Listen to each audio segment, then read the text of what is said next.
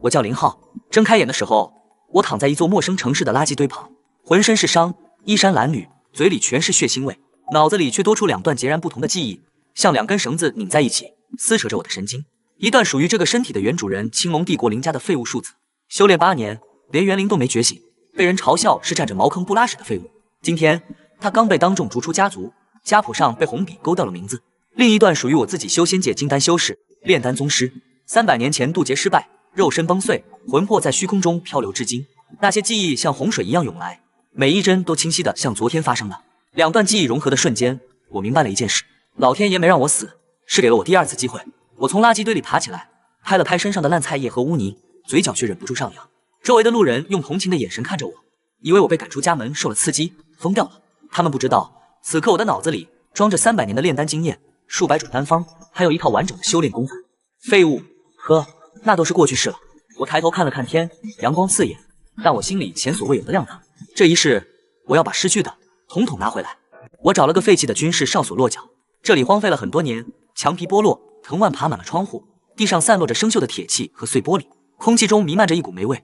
但对我来说，这已经是最好的安身之所了。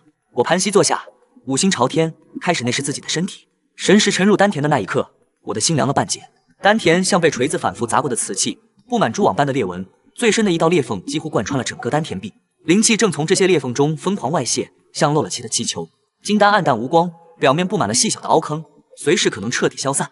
300年的修为一朝散尽，但我没有慌，因为我发现这个世界的空气不对劲，除了灵气，还有一种暴虐混乱的能量在空气中流动，混沌之气。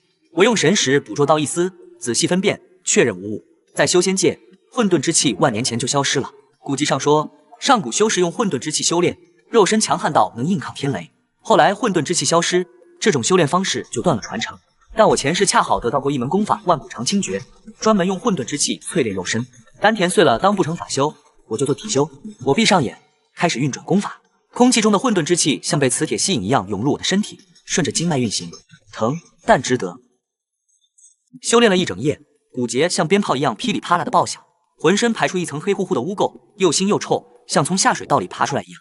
我睁开眼，发现这个世界不一样了，天更蓝，草更绿，连空气中那令人窒息的混沌之气都不再让我难受。我的听力、视力都比以前强了一大截，连远处树上的鸟叫声都听得一清二楚。我走出哨所，肚子饿得咕咕叫，想找点东西充饥，蹲在路边随手拔了颗野草，正准备往嘴里塞，手却突然停住了。我盯着那株草，瞳孔慢慢放大，这不是野草，这是琉璃莴苣，修仙界一品灵植，筑基丹的主药，万金难求一叶。在修仙界，为了争夺一株琉璃莴苣，2个小门派能打得头破血流。可在这里，它就长在路边，叶子还被人踩烂了一半。我心脏狂跳，赶紧往旁边看。黄金瓜蒌、九叶灵参、紫花地衣、霓裳草，这些在修仙界能引发血雨腥风的极品灵草，在这里长在路边、砖缝、垃圾堆里，被当成杂草踩来踩去，有的还开了花结了籽，根本没人管。我深吸一口气，努力让自己冷静下来，手心全是汗，嘴角却怎么都压不下去。这个世界遍地是宝，而我是唯一知道这些垃圾真正价值的人。有了灵草，我迫不及待想炼丹。我找了个隐蔽的角落，拿出前世那口灰扑扑的药鼎，神农鼎，跟了我的魂魄一起穿越过来的宝贝。别看它其貌不扬，锅底全是烟熏火燎的黑灰，但它是灵宝级的药鼎，大小随心，炼丹成功率比普通药鼎高3成。我把采来的灵草一字排开，按照前世的记忆处理药材，剥皮、去筋、留精粹，手指翻飞，动作行云流水，然后丢进药鼎，唤出丹田里那朵豆大的异火，开始加热。1刻钟后，鼎内灵气暴走，我感觉到药液在鼎里疯狂翻涌，像一锅沸腾的岩浆。还没来得及反应，就听轰的一声巨响，炸炉了！我被气浪掀翻在地，满脸黑灰，头发卷了边，眉毛烧掉了一半，嘴里全是药渣的苦味，耳朵嗡嗡作响。但我没停，爬起来继续炼。1炉、2炉、3炉，一连炸了10几炉，整个废弃哨所的墙被熏得黢黑，地上的药渣堆了厚厚一层。隔壁森林里的护卫队还以为来了高阶新兽，派人来侦查。我躲在废墟后面，等他们走了继续炼，直到太阳落山。第20炉终于成了。丹成的那一刻，天空中毫无征兆地劈下2道劫雷，精准地击在丹药上。紫金色的电弧在丹药表面游走，发出滋滋的声响。我差点哭出来。引发雷劫的天阶丹药啊！前世我练了一辈子丹，天阶丹药屈指可数，每1炉都要准备半个月，用最好的灵草、最好的火候，还得看运气。可在这里，用路边捡的野草当原料，用废弃哨所做的炼丹室，第1炉就成了。我把丹药从鼎里取出来，放在手心。丹药圆润饱满，表面有淡淡的丹纹，散发着清幽的药香。我把它塞进嘴里，药力化作暖流涌入四肢百骸。那股暖流像春天的溪水，顺着经脉流淌，所到之处，暗伤愈合，淤塞疏通。破碎的丹田虽然还没修好，但身体里的旧伤被治愈了大半。更让我惊喜的是，这枚小还丹的效果比前世强了至少30%。原因很简单，原料的品阶太高了。在修仙界要用灵石买的灵草，在这里就是野草。我坐在废墟里，手里捏着剩下的丹药，笑得像个傻子。这个世界是我的福地。身体恢复了一些，我决定去城里的策源殿碰碰运气。这个世界的元灵者体系跟修仙界的灵根很像，但又不完全一样。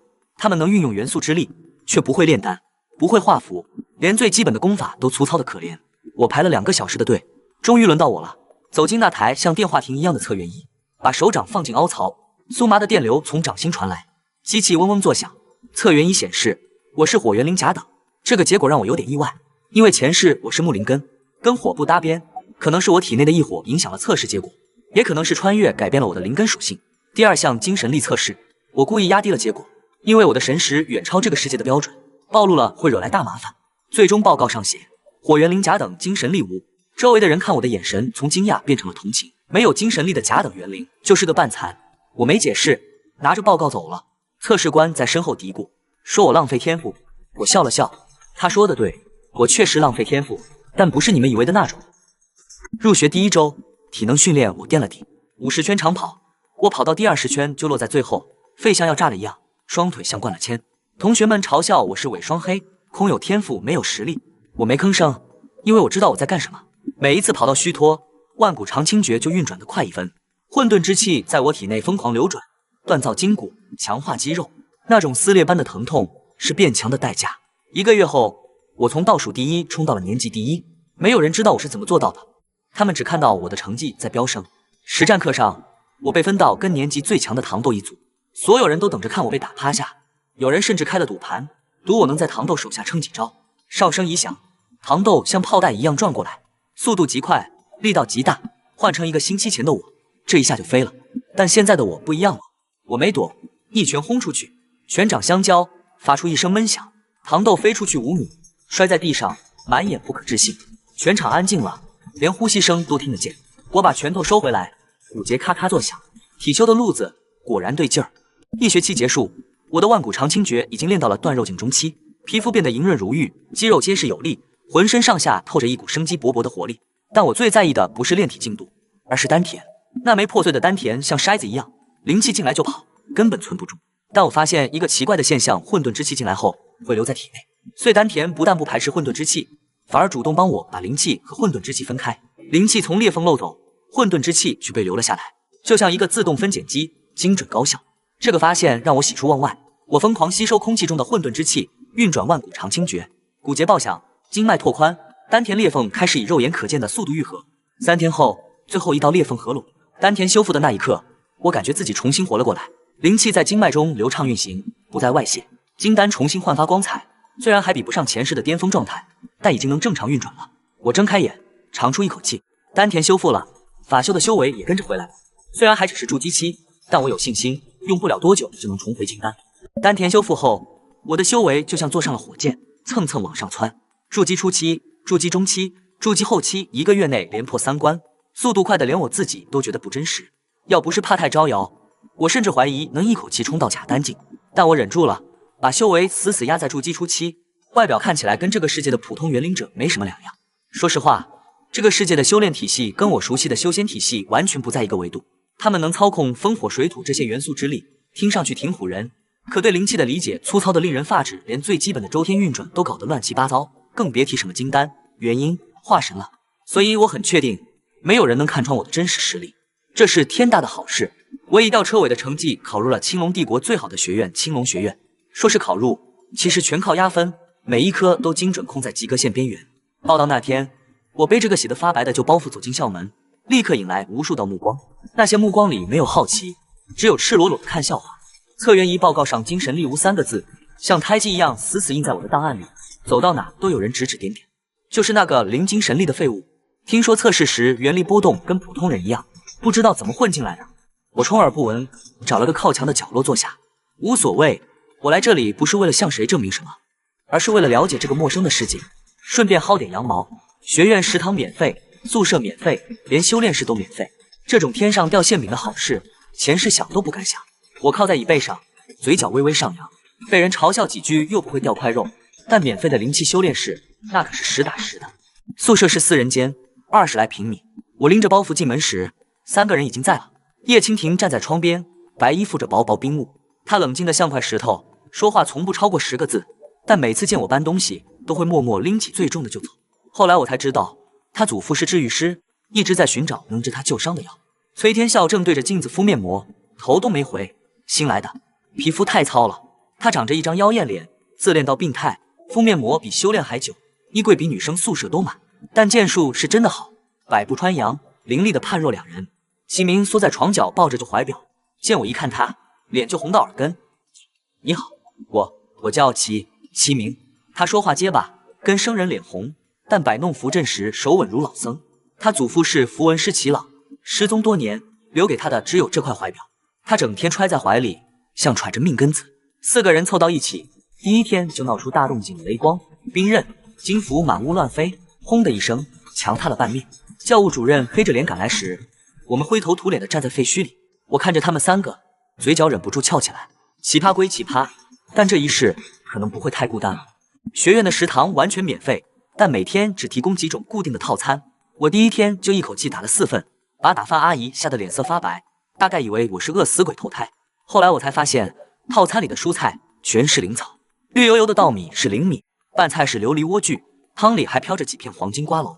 在这个世界里，这些东西叫净化蔬菜，普通人花点钱就能在市场上买到。可在修仙界，这简直是暴殄天物。琉璃莴苣是筑基丹的主药，一株难求；黄金瓜蒌能炼制疗伤圣药，千金不换；绿稻米富含纯净灵气，长期食用足以洗髓伐脉。这些连金丹修士都舍不得吃用的宝贝，在这间食堂里却像大白菜一样随我们取用。我蹲在食堂角落里，把碗里最后一口灵米扒进嘴里，心里默默盘算着一件事：如果我能用这些灵草炼丹，原材料成本几乎为零，利润将是天文数字。更妙的是，学院里的学生和老师个个都需要丹药，市场就在眼前，伸手可及。一个完整的商业计划在我脑子里渐渐成型了。我用攒下的奖学金买了些初级炼丹工具，在宿舍里偷偷开炉。神农鼎不能拿出来，太招摇了。我用的是学院发的普通药鼎，虽然效果差了点，但炼小还丹足够了。第一炉，我炼的是小还丹。这个世界的治愈师只能制作液体药剂，效果慢，价格贵，一支高级治疗药剂要几10万新币。而我的小还丹，30秒内愈合一切外伤，成本不到100新币。丹成的那一刻，药香飘满了整个宿舍楼，浓郁的药香像实质一样从门缝里钻出去，走廊里都是味儿。室友们闻着味儿找过来。崔天笑第一个开口问我在搞什么，我把丹药递给他们看，说这叫红药，疗伤的。叶蜻蜓二话不说，拿匕首在自己胳膊上划了一道深深的口子，鲜血直流，然后把丹药吞下去。3秒后，伤口愈合了，连疤都没留下。3个人看着我，像看怪物一样。齐明结结巴巴地说：“你这是什么神仙药？”红药的成功让我信心大增。我开始研究这个世界的精神力，发现它跟修仙界的神识很像，但弱得多。如果说神识是10，精神力最多是2、3。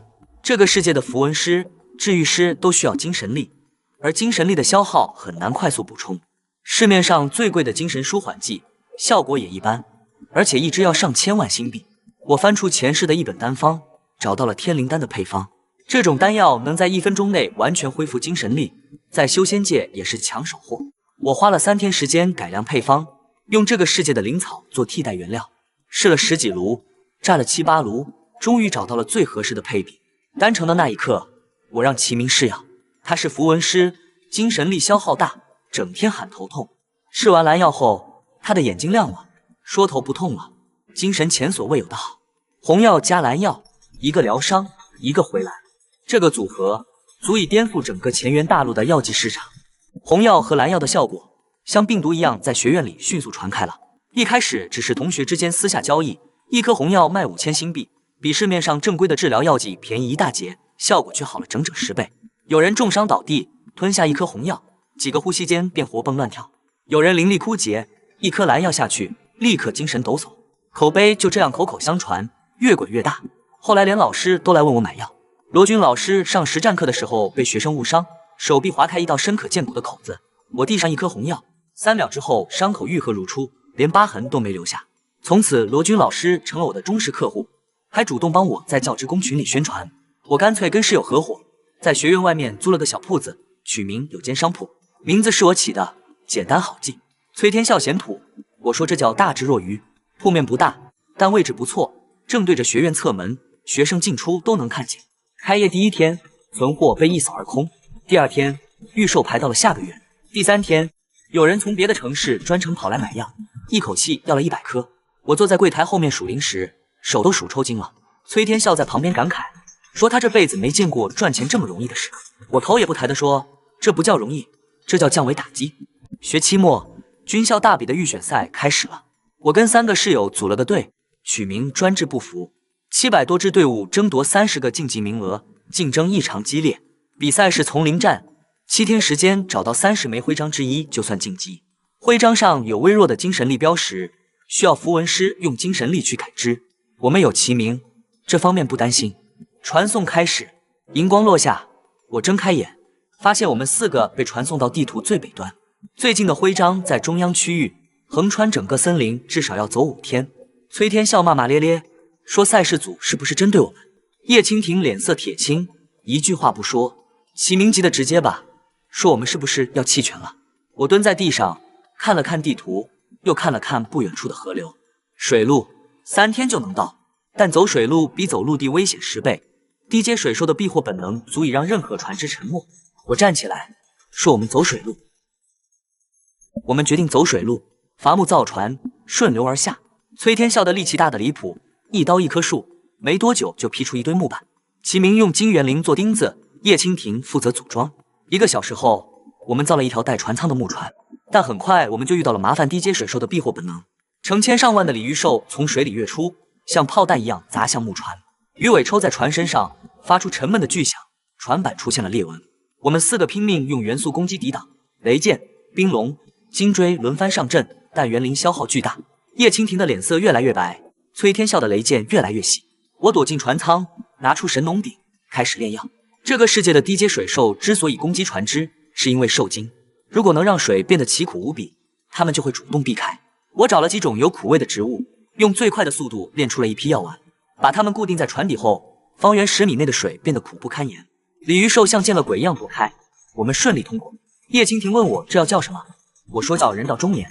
他嘴角抽了抽，说还是叫甜甜圈吧。第3天，我们遇上了彼得森河的河流之主古斯塔夫，一只天阶鳄鱼兽。他从水里突然窜出，一口咬碎了我们的木船。我们4个落水，冰冷的河水瞬间没过了胸口。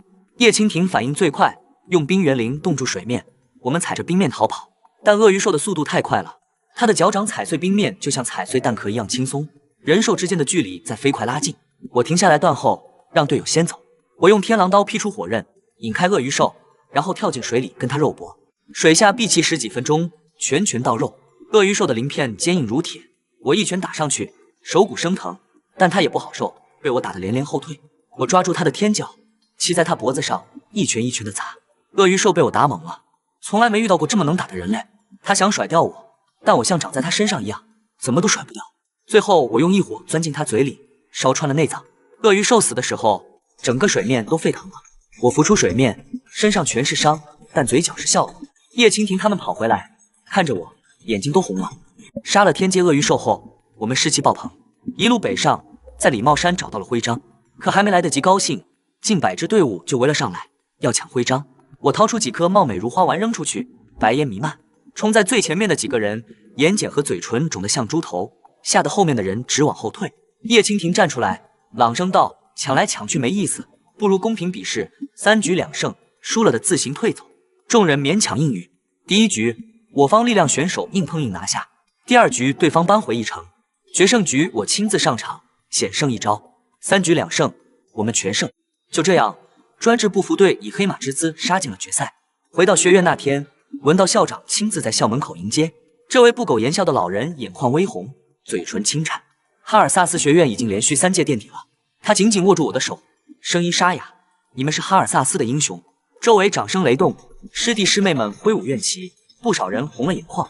我笑了笑，抽回手说：“校长还没赢呢，等真赢了那天再说这话也不迟。”身后队友们相视而笑，目光投向远方。决赛，我们来了。决赛在1个月后，地点在天一城。赛前集训的日子里，我一边修炼一边炼丹。有间商铺的订单像雪片一样飞来，我跟3个室友轮流守店，累成狗。有时候练到半夜，眼皮打架，丹炉差点炸了，但数钱那一刻又浑身来劲。但零食哗哗的进账，我做梦都在想，一颗红药卖5000新币，成本不到100；一颗蓝药卖8000，成本200，每天净赚几10万，这笔买卖比抢还快，1个月下来就是上千万。我用赚来的零食兑换成低阶晶石，攻万古长青绝修炼。这功法就是个无底洞，越往后需要的混沌之气越多，需要的晶石也越多。但我有整个乾元大陆的灵草做后盾，炼丹赚钱的速度勉强赶得上修炼的消耗。叶蜻蜓偶尔也来帮忙看店，嘴上嫌我像个貔貅只进不出，手脚却挺麻利。我笑笑没反驳，他不懂，对修士来说，资源就是命，钱是我穷怕了，这辈子说什么都要做个有钱人。零食堆成小山，连梦里都是哗啦声。决赛前一天，媒体蜂拥而至，专制不服队是本届最大的黑马，所有人都想挖点新闻。崔天笑在镜头前骚包的甩头发，说自己是哈尔萨斯第一帅。齐明结结巴巴说不出一句完整的话，脸憋得通红。叶蜻蜓得体的回答记者提问，滴水不漏。轮到我的时候，记者问我有什么想对粉丝说的，我想了想，说了一句让全场安静的话：有间商铺的红蓝药，赛后加量不加价，欢迎选购。记者们愣了半天，然后爆笑。崔天笑在旁边捂脸，说你能不能有点出息？我说出息能当饭吃吗？零食才是硬通货。第二天，我的表情包传遍了整个新网，配文是史上最实诚的参赛选手。有人骂我财迷，有人说我接地气，还有人专门跑到有间商铺来打卡，店铺的营业额又翻了1倍。我看着账户里的数字，心想骂吧骂吧，骂我的人多了，你算老几？4大名校齐聚天一城，天医院的楚云逸号称乾元大陆第一天骄，天阶符文师，精神力堪比海洋。寒烟阁的灵隐，罕见的暗元灵，能吞噬对手的元素力。西元学院的白灵，最年轻的地阶治愈师。而我们哈尔萨斯专制不服队，4个无名之辈。入场式上，观众席的欢呼声几乎都给了天一队。楚云逸走过的时候，尖叫声震耳欲聋，无数少女举着灯牌喊他的名字。我们站在角落里，像4个透明人。崔天笑不服气，说等比赛结束要让所有人记住专制不服的名字。我说不用等比赛结束，等会进了赛场，他们就该知道了。叶蜻蜓看了我一眼，欲言又止。齐明紧张的手心全是汗，攥着怀表不放。我拍了拍他的肩膀，说别紧张，有我在。传送阵亮起，天一队第1个入场，白光闪过，他们消失在原地。我深吸一口气，等待着属于我们的时刻。比赛开始，天一队第1个入场，楚云逸用风卷尘生阵带着3名队友从食肉熔灵上空飞过，轻松穿过了第1道关卡。他的风阵精妙绝伦，符文流转间带着淡淡金光，一看就是大家手笔。他的精神力强的离谱，连隐藏的符阵都感知不到他的存在。我在场外观摩，心里暗暗吃惊，这个人的精神力已经接近修仙界的神识了。如果他有完整的修炼功法，绝对是个妖孽。可惜这个世界的修炼体系太粗糙，他的天赋被浪费了大半。他用的功法连入门级都算不上，完全是靠蛮力和天赋在硬撑。我盯着屏幕上楚云逸的背影，心里冒出一个念头：如果这个人能为我所用，乾元大陆的格局或许可以改写。一个有天赋、有资源、有背景的合作伙伴，比什么都值钱。不过现在想这些还太早，先把比赛打好再说。专制不服队最后1个入场，传送阵刚启动，我就感觉一阵剧烈的颠簸出问题了。等我们落地时，脚下不是坚实的地面，而是粘稠的沼泽，泥浆已经没到胸口，又冷又腥，队友们挣扎着往下陷。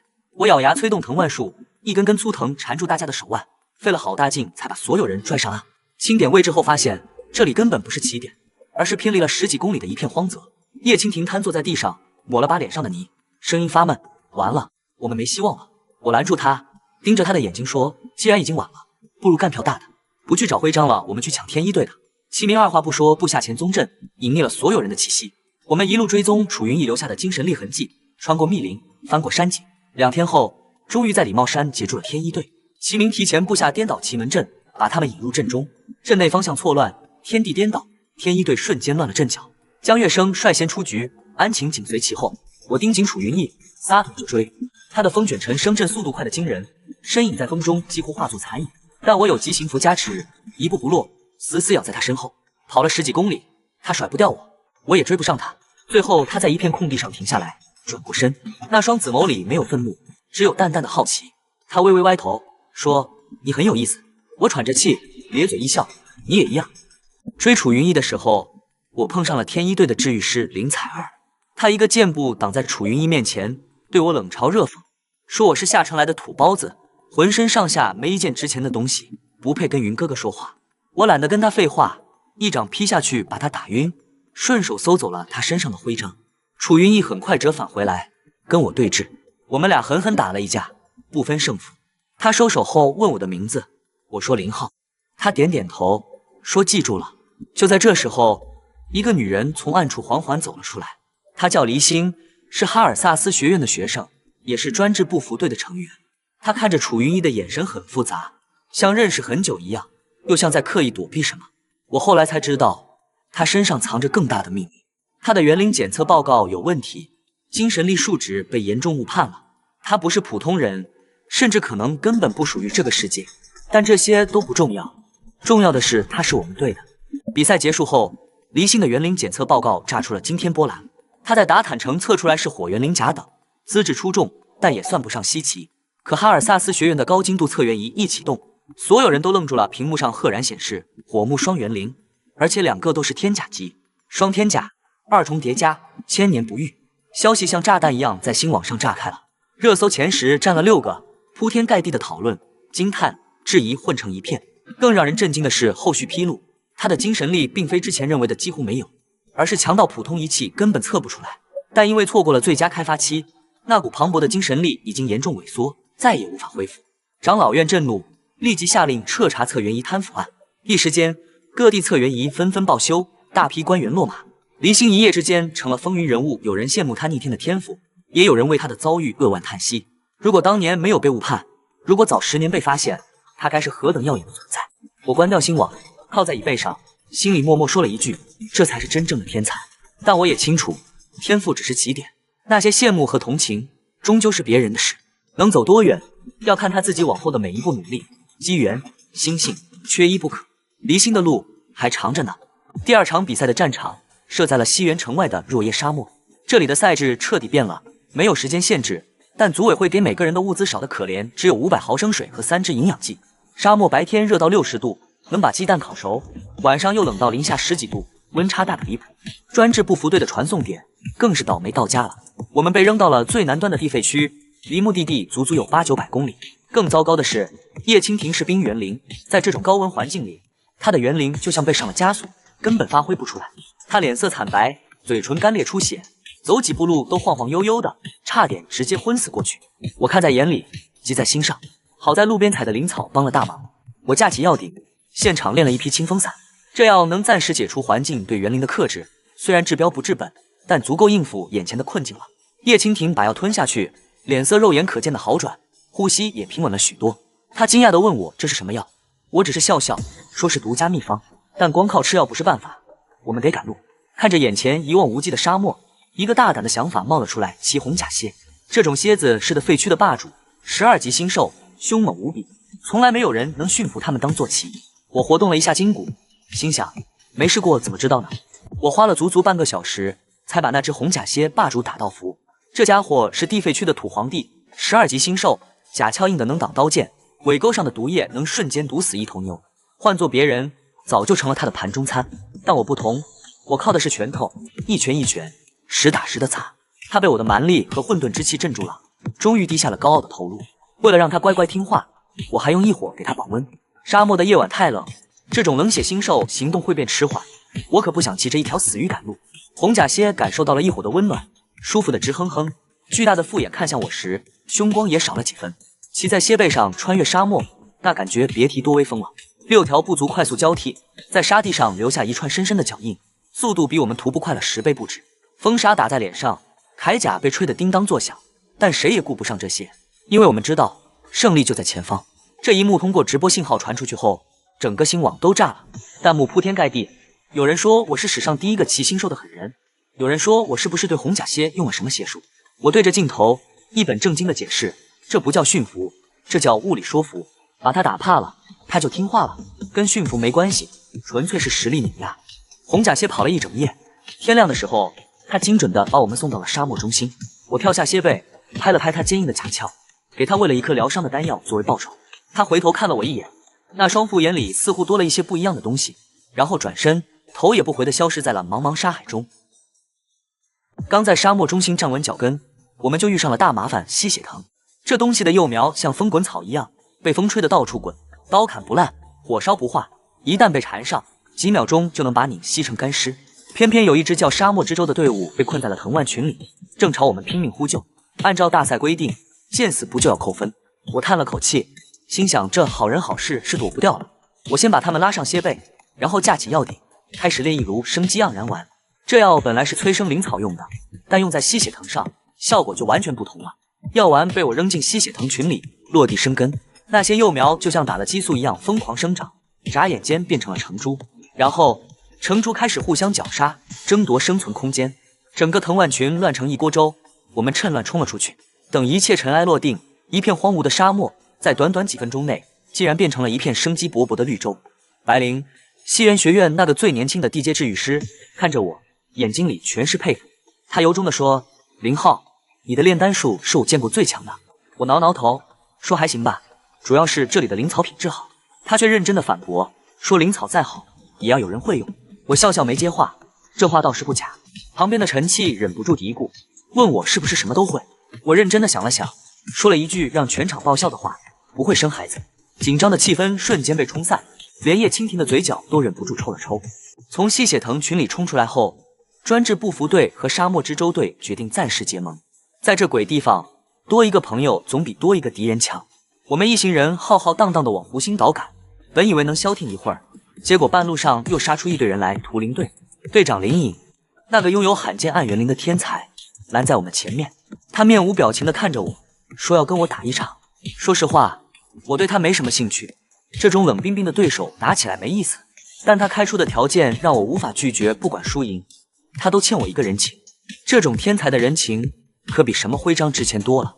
我答应了他，但提了的条件，换个地方打，到了湖心岛再说。林颖点点头，算是同意了。于是3支队伍合兵一处，继续前进。我心里却在盘算另一件事：林颖这个人太古怪了，他的暗元灵像无底洞一样吞噬着周围的一切，但我总觉得那东西不像是天生的。还没到湖心岛，我们又碰上了天一队。楚云逸那个疯子一个人追上来，在我们的队伍里横冲直撞，把好不容易收集到的赛标抢走了大半。崔天笑气得破口大骂，说他是不是有病。我看着楚云逸潇洒离去的背影，却觉得这个人越来越有意思了。他不是在抢赛标，他是在玩。他太强了，强到无聊，所以才会找我们当乐子。这种心态我太熟悉了。湖心岛上，我和林颖的对决终于开始了。他的暗元灵确实厉害，能吞噬一切元素攻击，锋刃、火球打在他身上，就像泥牛入海，消失得无影无踪。可惜他遇到了我，我的攻击从来不只是靠元素，我的拳头是实打实的物理伤害。天狼刀劈出，刀气凛冽，他的明魔6道炮在我面前就像纸糊的，被一刀劈碎。我欺身而上，一拳砸在他胸口，他整个人像断线的风筝一样飞了出去，重重摔在地上。他不服输，爬起来还要再打。我没给他机会，一脚踩在他胸前，居高临下的问他服不服。他不说话，那双阴鸷的眼睛死死盯着我，像一条被踩住7寸的毒蛇。但他的队友宋书润在旁边大喊认输，我这才松开脚。就在这时候，天一队传送到了岛上，楚云逸一眼就看到了赛旗，风一样冲过去，抢在我前面拔了起来。完了，我心想，第1名没了。但下一秒，令人窒息的事情发生了。崔天笑那个色弱把旗子的颜色看错了，他拔的不是我们的旗，而是天一队的旗。传送阵瞬间启动，我们4个人还没反应过来，就被白光吞没，消失在了岛上。等赛事组把我们找回来的时候，一切都已经结束了。哈尔萨斯第二，天一第一。闻到校长在领奖台下哭得稀里哗啦，说他当校长这么多年，这是最好的成绩。我看着他的眼泪，心想，第二就哭成这样，要是拿了第一，他还不得昏过去。假期里，我回了趟达坦城，养父李毅在达坦学院当校长，养母安娜怀了二胎，肚子已经鼓得像个小山包。我在家里住了几天，每天帮安娜打理菜园，那些灵草在巨灵阵的滋养下长势喜人，翠绿欲滴，看着就让人心情舒畅。有一天晚上，我正在屋里修炼，突然接到一个陌生号码发来的图片，打开一看，我愣住了，是一只三眼怪虫的尸体，灰白色的身体蜷缩着，3只猩红的眼睛已经失去了光泽，旁边还附了一组密密麻麻的基因序列。发信人是扬州，我基础学院的校长，他现在是一个叫自由军的民间组织的参谋官，专门打击邪教诛仙教。我立刻拨过去，问他这虫子哪来的。他说是在一个狂战士体内发现的，那些狂战士在光明节袭击事件中被击毙后，尸体里都钻出了这种虫子。我盯着图片，后背一阵阵发凉。这虫子身上的气息，跟我在北部战场上感觉到的操控星兽的精神力波动一模一样。如果这两者之间有联系，那诛仙教的能力远比我们想象的可怕得多。扬州在电话那头沉默了一会儿，然后低声说，他怀疑诛仙教正在用这种虫子批量制造狂战士。我问他还有没有更多信息，他说还在查。挂断电话后，我躺在床上翻来覆去睡不着，窗外月光如水，但我的心却像被一只无形的手攥住了，透不过气来。光明节那天，哈尔萨斯城张灯结彩，街上人头攒动，花车游行，彩带飞舞，到处是孩子们的欢声笑语。我也在街上闲逛，难得放松一下，感受一下节日的气氛。但很快我就发现了不对劲，花车上那些跳舞的舞者笑容是假的，他们的眼神冰冷，像杀手在观察猎物，嘴角的弧度僵硬的像个面具。下一秒，他们同时动了，不是跳舞，是杀人。火球、冰锥、锋刃，各种元素攻击像雨点一样砸向无辜的人群，鲜血四溅，惨叫声此起彼伏。刚才还欢声笑语的街道瞬间变成了人间炼狱。我冲上去拦住一个侍应生，他吃了一颗红色药丸，体型瞬间膨胀了2倍，肌肉把衣服都撑裂了，战斗力暴涨。我用天狼刀跟他缠斗，发现他的眼睛里充满了恐惧和悔恨，但他的身体完全不听使唤，像提线木偶一样被人操控着。他不想杀人，但他控制不了自己，这个认知让我心头一紧。最后我用爆炸符把他炸成重伤，一只三眼怪虫从他体内破体而出，发出尖锐的嘶鸣。我一刀劈死了他。扬州带着人赶到，迅速把虫子的残骸收走了。他脸色铁青地告诉我，这就是诛仙教的圣丹，能把人变成没有自我意识的狂战士。我蹲在地上，看着那个侍应生倒在血泊中，他的眼睛恢复了清明，但已经没有了呼吸。我握紧了拳头，指甲嵌进了掌心。扬州告诉我，自由军是一个民间自发组织的抗邪教力量，指挥官另有其人，身份高度保密。他只是被招募进去的，负责情报工作。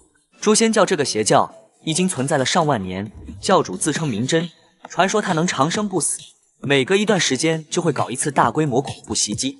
这次光明节袭击不过是冰山一角。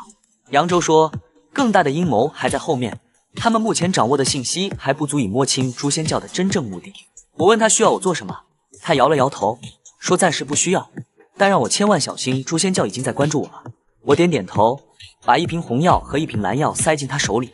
他愣了一下，然后笑了笑，说了一句让我鼻子发酸的话，林浩，你长大了。我看着他的花白的头发，心里像被什么东西堵住了。我记得基础学院的时候，他站在讲台上，意气风发，头发乌黑，这才几年就白掉这么多。他为了对抗诛仙教付出了多少，我不敢想。临走的时候，他叫住我，神情前所未有的严肃，林浩，这个世界比你以为的要危险得多，保护好自己，也保护好你身边的人。我说我知道。他又说，如果有一天他出了什么事，让我不要去找他。我没答应，转身走了。身后传来他的咳嗽声，一声比一声重。我没有回头，因为我知道回头了就走不了了。几天后，扬州失踪了。自由军的人心急如焚地找到我，说扬州的生命体征正在急速下降，心率从70掉到了50，还在继续掉。再这样下去，他撑不过24小时。我查了他的行踪记录，发现他最后出现的地方是天一城城主府。天一城城主薛寒在乾元大陆也算有头有脸的人物，但我不相信巧合，我决定亲自走一趟。我用变形药水把自己变成了林采儿的样子。这药水是我前世从一个西方女巫那里学来的，味道难喝的要命，像吞了一整条臭水沟，但效果没得说。我对着镜子照了照，脸型、身高，甚至连林采儿那副趾高气扬的神态都模仿得惟妙惟肖。混进城主府后，我没有急着找人，而是放开神识，一点一点的搜索。很快，我就在地底下感知到了扬州微弱的气息。我找到地牢入口，沿着湿冷的台阶往下走，空气越来越浑浊，弥漫着血腥和腐臭的味道。地牢最深处，我看到了扬州，他被铁链吊在墙上，浑身上下没有一块好皮，手指被掰断了3根，指甲全被拔掉，血肉模糊。更可怕的是，他的嘴里被塞了一颗圣丹，那只3眼怪虫正在慢慢往他的身体里钻。我强压着怒火，把他救下来，用极品灵石把虫子引诱出来，一刀劈死。扬州活了过来，但他的头发全白了，像雪一样白。城主薛寒趁乱跑了，但我们在他的办公室里找到了大量诛仙教的证据。天一城城主竟然是邪教坛主。薛寒逃跑前，为了活命，跟我说了一个惊天秘密：灵隐的暗元灵不是天生的，是改造的。我一开始以为他在胡扯，但他的表情不像撒谎。他说，灵隐本来是个土元灵，资质平平，在基础学院成绩倒数，但有人在他体内种了一颗高级3目虫，那只虫子吞噬了他的土元灵，然后异变成了暗元灵，一夜之间，废物变成了天才。我听完，后背像被泼了一盆冰水，从头凉到脚。如果诛仙教能批量改造元灵，那他们完全可以打造一支超级军队。一个灵隐不可怕，1000个、10000个呢？那画面我不敢想。我把这个消息告诉了扬州，他立刻动用了自由军的所有情报网去查灵隐，查出来的结果让我更加震惊。灵隐的档案被人动过手脚，所有黑历史都被抹得干干净净，干干净净到不正常。他的基础学院成绩是倒数，但毕业前突然变成了暗元灵，保送进了寒烟阁。他的母亲孙娇娇在寒烟堡开了一家小旅馆，背景清白的像个假人。而他的父亲林峰是林家的家主，林峰跟楚家家主楚玉是连襟。这潭水比我想象的深得多。灵隐不是一个人，他背后站着一个庞大的关系网。诛仙教的手已经伸进了前元大陆最顶层的权力圈子，我不知道他们渗透到了什么程度，但我知道接下来的一切都会比我想象的更危险。第3场比赛的地点在寒烟堡，我们刚到就遇上了百年不遇的冰雪暴，暴风雪大到连传送港口都关闭了，我们被困在城外，冻得瑟瑟发抖。但更糟糕的消息接踵而至，北部要塞被兽潮围困了，那些星兽的眼睛都是血红色的，身上散发着诡异的气息，全被3目虫寄生了。他们的战斗力比普通星兽高出好几倍。第4军团死伤惨重，要塞岌岌可危。哈尔萨斯的师生们没有犹豫，主动请缨支援。我们坐着重型装甲车，顶着暴风雪，在能见度不到5米的雪原上艰难前行。到达要塞时，天已经快黑了，远处的兽巢黑压压一片，像潮水一样涌来。我吃了一颗龙象丸，力量暴增5倍，肌肉像要撑破皮肤。千叶搜杀阵全开，18颗琉璃珠化作漫天的琉璃叶片，像暴风雪一样席卷战场。我冲进兽群，一拳砸碎一只星兽的脑袋，又一脚踢飞另一只。琉璃叶片在我身边飞舞，所过之处，星兽纷纷倒下，鲜血染红了冰原。我杀红了眼，从下午一直杀到第2天黎明，浑身是血，分不清是自己的还是星兽的。当最后一只星兽倒下，兽潮终于退了。我站在尸山上，大口大口地喘着气，浑身上下没有一个地方不疼。第4军的少将孙清走过来，朝我敬了一个标准的军礼。他说：“林浩，你是英雄。”我笑了笑，没说话。英雄？我只是不想死在这里而已。战斗结束后，孙清告诉我，我的战绩抵得上一个师。一个人杀了上万只星兽，其中天阶星兽就有10几只。这个数字连他自己说出来都觉得离谱，但战报上写得清清楚楚。我笑了笑，没有多说什么。但他不知道的是，我在战场上发现了更大的秘密。那些被3目虫寄生的星兽，不是自己来送死的，是被人操控的。他们就像提线木偶，被一只看不见的手指挥着，一波一波地冲向要塞。操控者就藏在战场附近，用精神力指挥兽潮。那股精神力极其隐晦，普通元灵者根本感觉不到。但我的神识比他们强太多了。我顺着精神力的轨迹追踪，一点一点地缩小范围，最终锁定了一个人林隐，他也在战场上，他的暗元灵正在吞噬周围的元素，看起来像是在战斗，但我知道那只是障眼法。他的暗元灵根本不应该拥有操控星兽的能力，除非他体内的三目虫是王虫的后代。王虫那是明猛族的皇者，拥有操控整个族群的能力。如果林隐体内的三目虫真的是王虫后代，那它的价值比我想象的大得多。诛仙教在他身上下的本钱也比我想象的大得多。我没有声张，把这个发现藏在了心里。林隐是林家子弟，背后关系盘根错节，贸然出手只会打草惊蛇。我需要更多的证据，也需要一个更合适的时机。千叶搜杀阵运转了10几个小时，我的神识消耗巨大，脑袋像要裂开一样疼。就在我以为兽潮终于要结束的时候，远处的地平线上又涌来了新的兽群，我的心沉到了谷底。这些星兽的眼睛比之前的更红，身上的气息更诡异，它们全被三目虫寄生了，而且寄生的更深，数量比上一波多出3倍，等级也更高。天阶星兽比比皆是。我回头看了一眼要塞，要塞的城墙上，士兵们正在抓紧时间修补破损的防御工事，伤员被抬下去，新的战士补上来。要塞里是几十万无辜的军民，我没有退路，我咬破舌尖，疼痛让我瞬间清醒。我把全部神识注入千叶搜杀阵，琉璃珠发出刺眼的绿光，像一轮绿色的太阳。夜雨漫天，每一片叶子都是一把利刃，收割着星兽的生命。星兽如割脉般倒下，尸体堆积如山。但我的意识在那一刻飘出了身体，我悬浮在战场上空，俯瞰着这一切。我看到了整个前元大陆，看到了无数生灵的生老病死，看到了弱肉强食的残酷，也看到了生生不息的希望。那一刻，我悟了杀一域而斗万民，以杀正道。这不是残忍，这是慈悲。最大的慈悲不是不杀生，而是杀该杀之生，救该救之人。心魔在我面前轰然崩碎，我的神识突破了瓶颈，达到了一个前所未有的境界。兽潮终于退了，我在战场上见到了楚云逸，这个号称前元大陆第一天骄的男人，一个人守住了要塞的东侧防线。他的锋刃像死神的镰刀，所过之处，星兽纷纷倒下。城墙下的尸体堆得比他的人还高，但他的脸色很差，白得像纸，嘴唇发紫，眼眶深陷。我给他把了脉，神识探入他的身体，心一点点往下沉。他的精神力太强了，远超他肉体的承受极限。就像一个杯子，水倒得太满，杯子就会被撑裂。他每天都在用命催动精神力，身体早已千疮百孔。我把真相告诉了他，他活不了多久了。精神海崩溃的那一天，就是他的死期。他很平静，平静的让我意外。紫色的眼眸里没有恐惧，没有不甘，只有一种看透生死的淡然。他问我，他还能活多久？我说，最多1年。他点了点头，说够了。我问他有没有什么想做的事，他说想把妹妹找回来，把母亲安顿好，然后就没什么遗憾了。我看着他的眼睛，突然觉得很可惜。如果他有完整的修炼功法，以他的资质，成仙是迟早的事。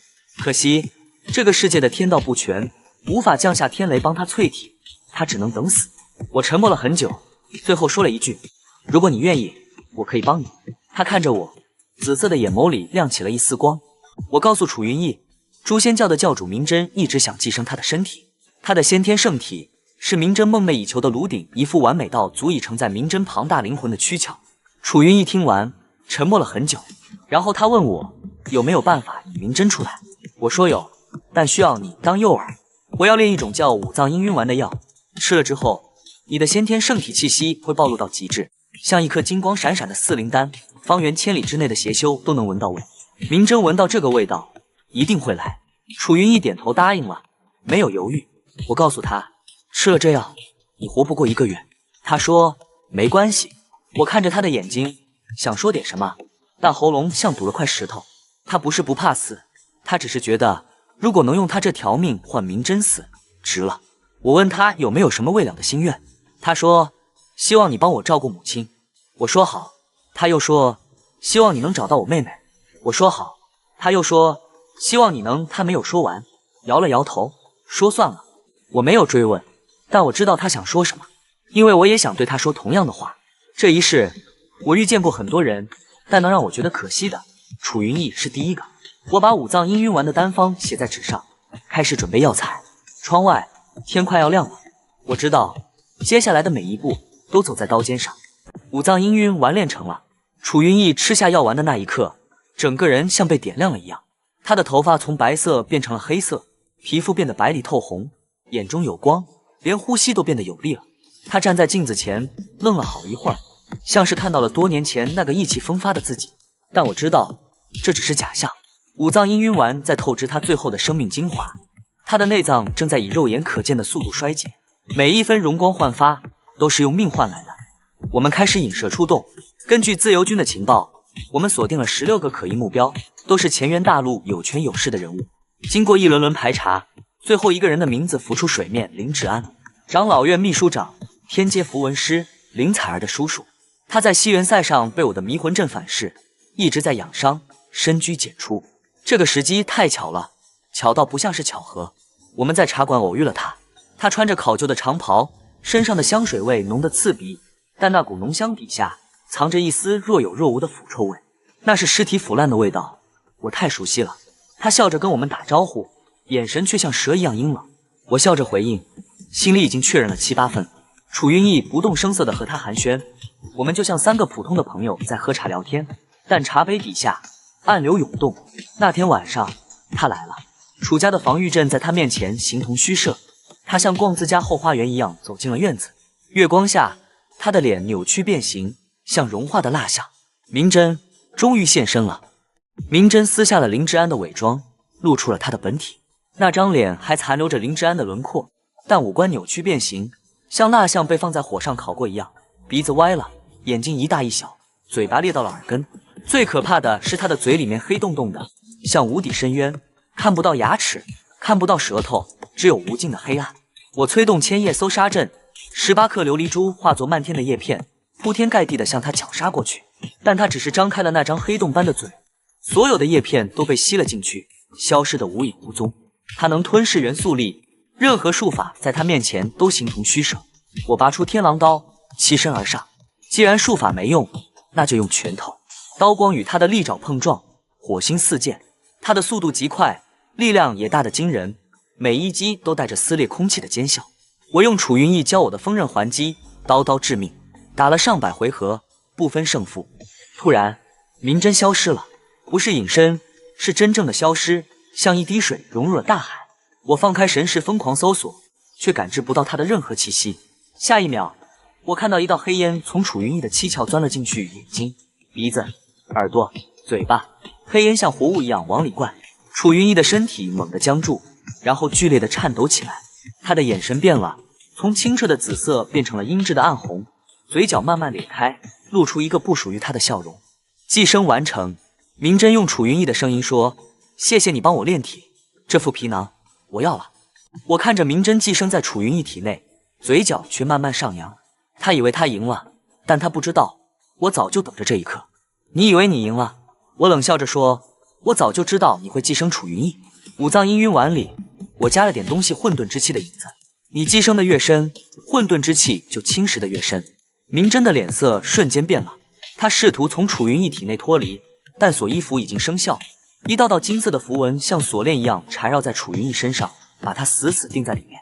明真像被困在琥珀里的虫子，拼命挣扎，却动弹不得。我运转万古长青诀，将体内的混沌之气疯狂灌进楚云逸的身体。混沌之气是冥猛族的克星，对明真来说就像浓硫酸泼在身上。他的本体在楚云逸体内剧烈扭曲，发出非人的惨叫。不可能！你怎么知道我是冥猛族？我没有回答。前世我在修仙界见过冥猛族的云眼，那种恶心的气息我一辈子都忘不了。混沌之气是他们唯一的弱点，而我恰恰拥有这个世界上最纯粹的混沌之气。楚云逸的身体在颤抖，他的意识还没有完全消散，正在跟明真争夺控制权。我用神识锁住明真，一丝一丝的把他从楚云逸体内往外逼。这个过程痛苦而漫长，楚云逸的七窍不断渗出黑色的液体，那是明真被混沌之气腐蚀后的残渣。1个时辰后，明真终于被我逼了出来。明真被我逼出楚云逸的身体后，化作一团浓稠的黑雾，在空中疯狂翻涌。他的本体已经支离破碎，但还在做最后的挣扎，想要逃走。我不能让他跑掉。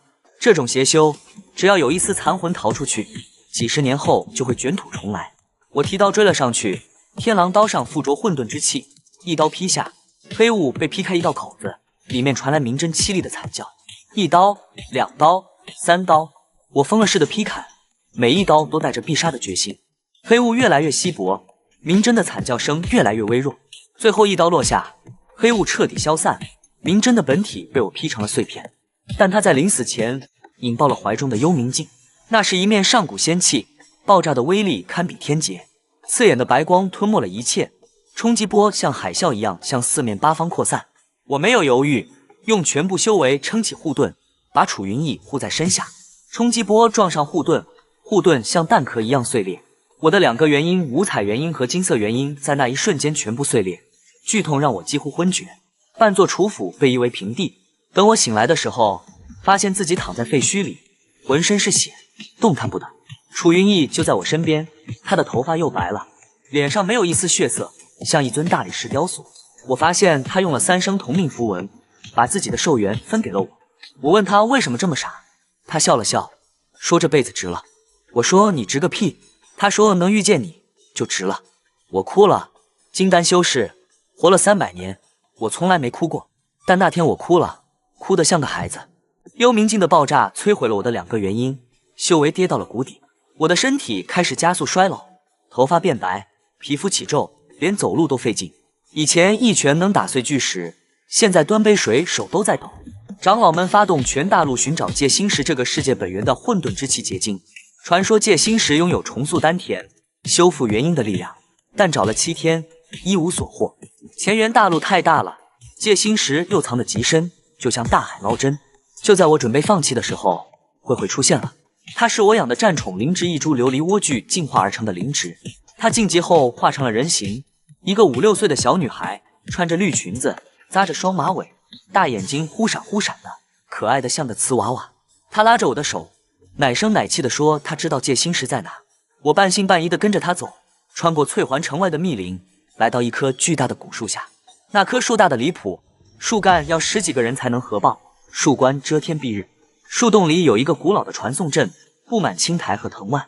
慧慧说进去吧，界心石在里面。我咬破手指，滴血在阵眼上，传送阵亮起幽蓝色的光芒，一股强大的吸力将我拽了进去。下一秒，我出现在一个虚空空间里，周围漂浮着无数蓝色的石粒，像星星一样闪闪发光。界心石，满屋子的界心石。一个青袍人出现在我面前，自称王耀仙君。他说想用界心石就要做乾元界的界主。我没有犹豫，答应了。做界主听起来挺唬人的，但对我来说，只要能活下去，只要能修复丹田，做什么都行。界主因入体的那一刻，我感受到了前所未有的震撼。整个乾元大陆的信息像洪水一样涌入我的脑海，每一座城市，每一片森林，每一条河流，每一只星兽，每一个人。我甚至能感知到地底深处灵脉的流动，能听到千万里之外婴儿的啼哭。这种全知全能的感觉让我既兴奋又恐惧。我也看到了另外2块丢失的大陆碎片，散落在宇宙深处，一块在东方，一块在西方，都在极其遥远的地方，隔着无尽的虚空和星域。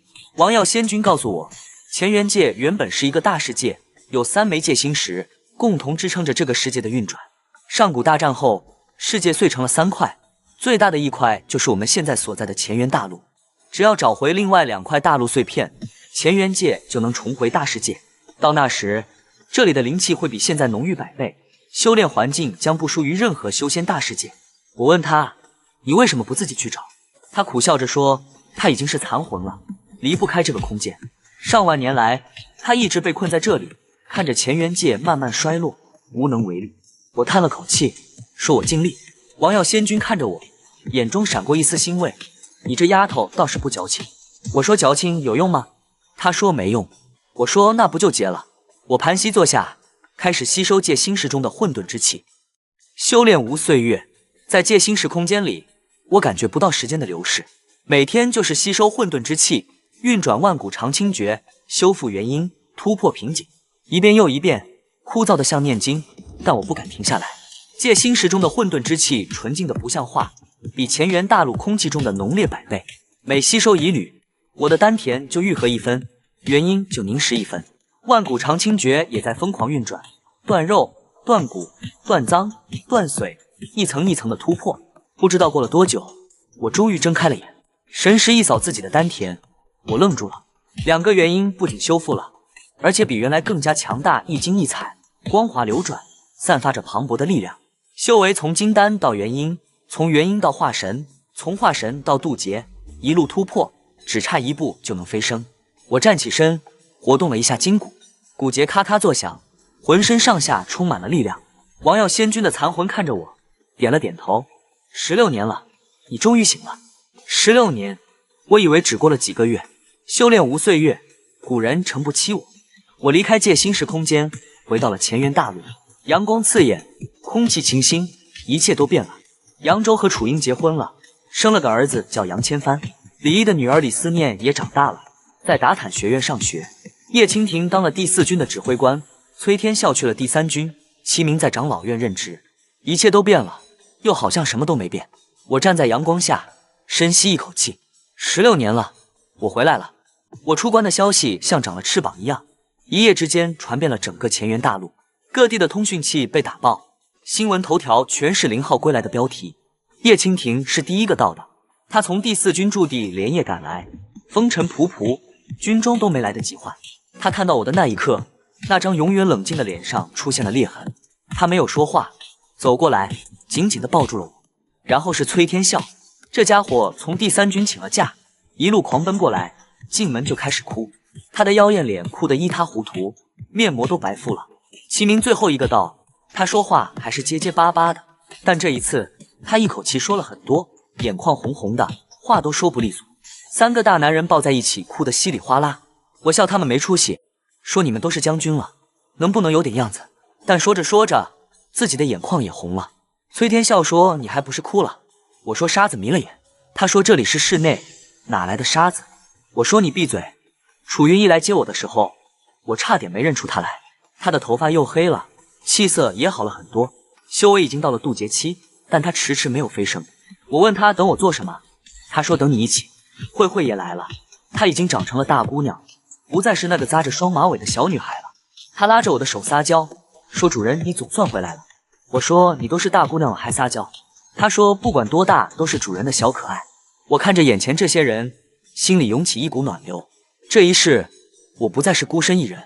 我决定修复乾元界的界域传送阵，打通与其他世界的通道，让乾元人可以出去修行，也让其他世界的人可以进来交流。这是乾元界重回大世界的第一步，也是最重要的一步。楚云逸主动请缨帮我布阵，他是天阶符文师，阵法造诣在我之上。我提供灵石和材料，他负责阵法的设计和刻画。离战老祖的分身也来帮忙，他用仙界的资源帮我们联络了云梦界。云梦界是修仙大世界，跟我们乾元界有救。万年前，2界之间曾经有过往来，后来传送阵损坏，联系就断了。离战老祖说，云梦界的雅隐派掌门或许能帮上忙。我们通过跨界通讯阵联系上了雅隐派掌门。当我把琉璃手串拿出来的时候，对面的掌门愣住了，那是他们失传万年的宗门信物。当年雅隐派的开山祖师飞升前，将手串赠予了乾元界的一位故人。我把手串还给了他们。雅隐派掌门激动的声音都在颤抖，说雅隐派欠我一个天大的人情。我说不用客气，以后传送阵开通了，多来乾元界做生意就行。传送阵建好的那天，整个乾元大陆下了一场淋雨，雨水里全是灵气，浇灌了每一寸土地，灵草疯长，星兽进化，所有人的修为都提升了一截。扬州站在雨中，说这是天降祥瑞。我说这不是祥瑞，这是生意。传送阵开通后，其他世界的修士蜂拥而至，他们被乾元大陆的灵草和星兽震惊了。这些东西在其他世界价值连城，在这里却遍地都是。寻宝者、商人、冒险家，各路人马纷至沓来，乾元大陆从未如此热闹。乾元大陆的元灵者也开始走出去，他们去云梦界、天罗界、大若界修行，学习更高深的功法和战斗技巧。当他们带着新的知识和资源回来时，整个乾元大陆的修炼水平都在飞速提升。10几年后，乾元大陆从世界碎片晋级为小世界，灵气浓度翻了好几倍，灵草的品阶也跟着提升。又过了几十年，它晋级为中世界。3枚界星石的碎片正在从宇宙各处被召唤回来，乾元界正在一点一点地恢复它昔日的荣光，而我也到了该飞升的时候。渡劫那天，楚云逸陪我一起，2道劫雷同时落下，紫色的电弧撕裂天空，大地都在颤抖。我们并肩扛了过去，没有退缩一步。仙门打开了，金光从门内洒出，温暖而神圣。我回头看了一眼这片大陆，16年前，我从垃圾堆里爬起来，浑身是伤，一无所有。如今，我站在仙门前，身后是亲人、朋友、战友，还有一个因为我而改变的世界。我叫林浩，前世是修仙界金丹修士、炼丹宗师，这一世，我是乾元界主，以一己之力改变了整个世界的命运。但最重要的是，我找到了值得守护的人，这就够了。我转过身，迈步走进了仙门。